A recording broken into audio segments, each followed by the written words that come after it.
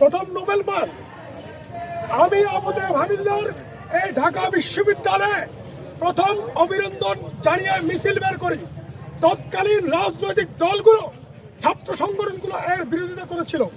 আমরা চেয়েছিলাম তাকে একটা সম্মান দেয় ঢাকা বিশ্ববিদ্যালয়ের জায়গা থেকে, কিন্তু সেই আমাকে যে ডক্টর ইউনূসকে অভিনন্দন জানানোর জন্য ঢাকা বিশ্ববিদ্যালয়ের মাটিতে আমি অভিনন্দন মিছিল বের করেছিলাম, সকলকে সকলকে সকলকে তোয়াক্কা না করে, সেই ডক্টর ইউনূস বাংলাদেশের ক্ষমতায় বসে বাংলাদেশকে একটা লুটের রাজ্য বানিয়েছে।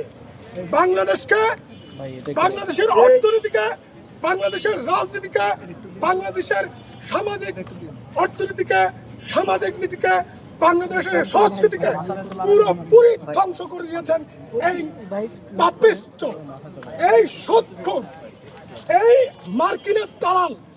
বাংলাদেশের কোনো কল্যাণ করে নাই, কেউ দেখাতে পারবে না উনি বাংলাদেশের কোনো কল্যাণ করেছেন।